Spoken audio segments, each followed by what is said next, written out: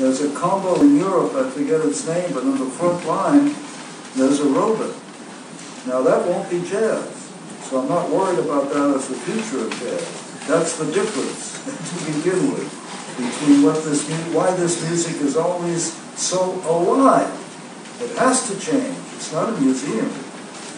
It's an art form, and I think just hearing this trio of youngsters tonight is proof of that, and with so much vitality and such great playing.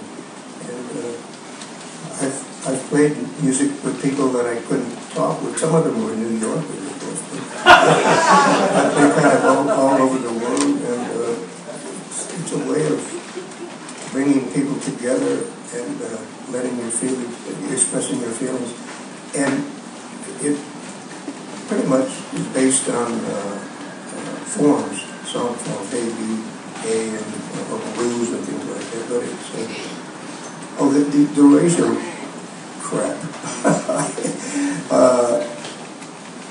Well, a couple things. I worked with Sonny Rollins in 1960 when I was still pretty much burlesque. And then I did a reunion thing with Sonny about 10 years ago at Carnegie Hall. And in my family sort of hillbilly wasps and Jehovah's Witnesses and stuff. And but someplace there's supposed to have been a Cherokee Indian involved.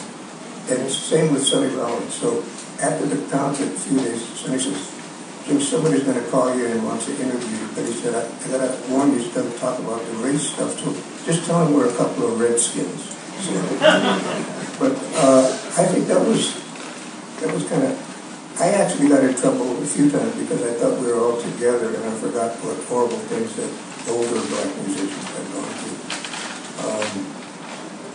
What was I going to say? My perfect story about this man is actually my son-in-law. He's married to my daughter. His name is John Levy. Yeah. Nice Jewish name.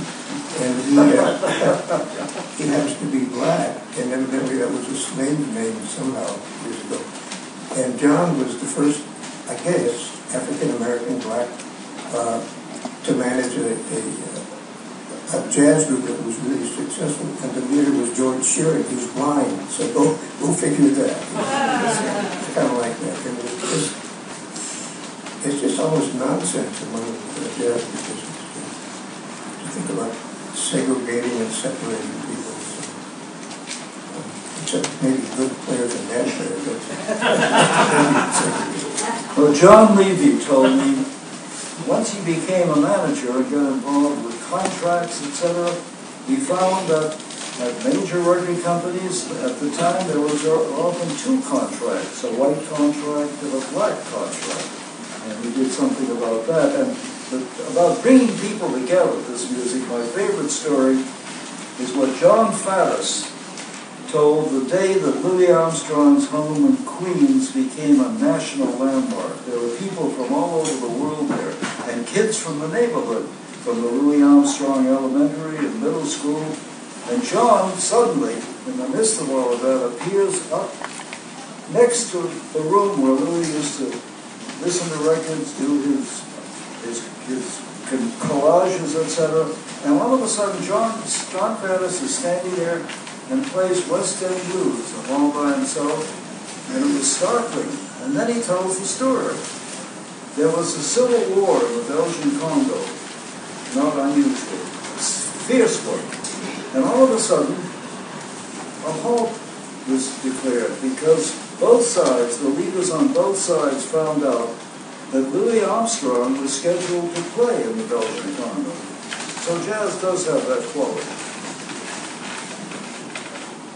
The segregation nonsense, it seems like a glitch in the evolution of humanity somehow, and we haven't really got over that glitch yet. I can imagine other animals have the same kind of message, and gradually things get I have something I want to say, though. It's a little controversial at this point. The concept of music education is really taken on, and we now have thousands of kids studying jazz at college level. and getting degrees in jazz. And these kids here tonight were probably from Juilliard, I think. And they are studying, in addition to the totality of music, they're studying jazz. The problem is that 99% of these kids are white. 99% of them. I went to hear a band the other night, the Next Generation Orchestra, high school kids from California, that was put together. It's something that you should write about, by the way. And wonderful. They could play. They were good. You know, we had 5 trumpets and 5 trombones and 5 saxophones and a drum and a bass and a guitar and a piano. There were 2 black kids in this band. They were both the drummers, and they kept shifting numbers, shifting tunes. All the rest were white middle-class kids. I think it's great that they were playing jazz, but I think something has to be done to my young black musicians. If they have talent, they go where the money is. They go and they're playing with Maxwell. Maxwell had Robert Glasper and a whole bunch of good musicians playing with him right now. But I see a young musician the other night. Oh, he was beautiful. Ambrose. I can't pronounce his last name. And he looks like he's right out of the heart of Africa, you know, and he's American too. But when he puts his hand to his lips, and all I could think of was Louis Armstrong, Miles Davis, every great player that ever, and yet he played like none of them. You know, I mean, he had his own thing going. We need to continue. You know, the jazz came out of the black experience. Everybody understands that. That's not a matter of opinion. That's a matter of fact. So the black experience, I think, is still necessary for jazz to continue. That's what I feel. I'm glad George brought that one up. Also, though, if John Faddis were here, I would ask him to tell what he's doing now, primarily in Chicago, to do something about what George was talking about. He's very much immersed in jazz education. They're starting in middle schools through college, and a lot of the musicians there that he's working with are not white. So there is some action going there. One thing that I'd like to ask a question, not of the panel, but Martin Mueller is the director of the New School Jazz and Contemporary Music Program. What's the ratio at we have like 280 students at the New School. What's the ratio, black to white? It's probably about 24%. 24% students of color. So that's a quarter of the student body. But why are we still talking about color and percentages? It's an art form, and I get sick of hearing black and white, and I know that our society is still messed up, and we haven't really evolved properly. But I think to continue to talk in terms of color is kind of making us go backwards. If things get evolved properly and equally, I mean, I wasn't exactly welcome when I was in the housing project that paid me for this. But I think it might be disgusting to keep talking about it. But people will find the music if they're open enough they want to. I believe. I know how Jim feels about that, as I do too, but I'm sorry, I'm going to bring it back again, the color thing, because it's a story that Phil Woods told me. Years ago, he was in New York, he went down to Birdland.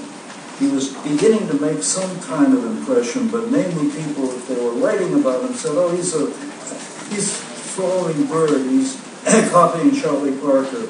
And Phil said, I was feeling very low that night. I figured, what am I doing here? I'm not going to make it here. I got the wrong color. And Dizzy heard him say that. And as Phil puts it, I was then kidnapped by Dizzy and Art Blakey. They took him to Dizzy's home in Queens and gave him a lesson. The lesson was, this is a gift. Anybody can get the gift if they have the ears, if they have the spirit, what you heard as we came in today, what we heard from that wonderful trio. So the color thing, it's probably going to be with us yet, but it has nothing to do with what makes a jazz musician. If that person, whatever color, whatever mix of color, whatever genders, by the way, There's still women jazz musicians are not getting the attention they deserve. Unless they're cute. Unless they're pretty. Even if yeah, that reminds me, Sherry Markley, who runs a very good all-woman band called Eva, and she was, she's a drummer, and she got an audition with some group, and the guy said, "Oh, you can sit in, all right, providing you show your breasts a little more." But Diva is the perfect example of, but my favorite story about all of this is, Wynton Marsalis has done a lot of very important things. What I cannot understand, and I've written about this, and I get no answer from him, he's had some women substitutes in his band at Jazz at Lincoln Center. He has never had a full-time woman member. And some years ago, there were a number of women musicians who had a demonstration outside of Lincoln Center, and one of them was holding a big play card that said, "Testosterone is not a musical instrument." Well, I know that a couple of years ago, George took a band to Switzerland, and it was a really good band. It was the Newport All-Stars, and the two stars of the band were both female. Also, Esperanza was 22, and Nat Cole was 32. Randy Brecker was 62. Howard Alden, I put him on what was 49. Jimmy Cobb was 79, and I was 82. That was the band. So, you know, what Jim was talking about, of course we all agree with that, with what he said. Anyone who has a talent and can play jazz, these kids showed that tonight. Color doesn't enter into it. But we're talking about roots here and a whole society. Look at New Orleans. The people, they want to keep that culture. And right now, that culture is being driven out of New Orleans. They won't renew the Ninth Ward, I think it is. They won't rebuild it because they don't want those people. They don't contribute to the tax base. So what happens there is that out of this culture comes many different things, and if we lose that, we're losing a great feeling about jazz, and that has nothing to do with who can play it. Because anybody, if you just listen around the global situation of jazz, listen to them from India, listen to Woodrush, listen to them from China, from Japan, listen to, they come from any of the, if they have the talent, they can play this music. But it's not what, I agree with you, man, that we have that. Jim comes from an era where he was a white player in what was the critics only loved black musicians. And he knows very well about that. And that was a very difficult thing for a lot of white musicians because they were playing great music and because they weren't black. The critics weren't paying it. The public was paying attention. The critics weren't paying attention. Yeah, I'm afraid that music is colorblind. But we still do identify ourselves. When I was down there, I said something about my family being Protestant, Jehovah's Witnesses. They were poor people, they were human. And I noticed that in the beginning of your book, you identify yourself as a Jewish, anti-abortion, liberal or something. Atheist. A Jewish atheist. I mean, it's the longer we keep identifying ourselves. I can't believe in that Hent3, who was this great liberal one I knew of, you know, he explained socialism to me back in 1949. I mean, he was my teacher, and now he's anti-abortion. I can't understand. I'll tell you another story about how all these lines get crossed. When I first came to New York, as the New York editor of Downbeat, this was in the 50s, I was so privileged to meet Willie the Lion Smith. The Lion had been a major influence on Duke Ellington, was one of the key figures in the Harlem Strike piano school. It was more than a school. And the Lion would sometimes call me at night just to chat. I was very, very pleased. But I did not know until I found out after he died that the Lion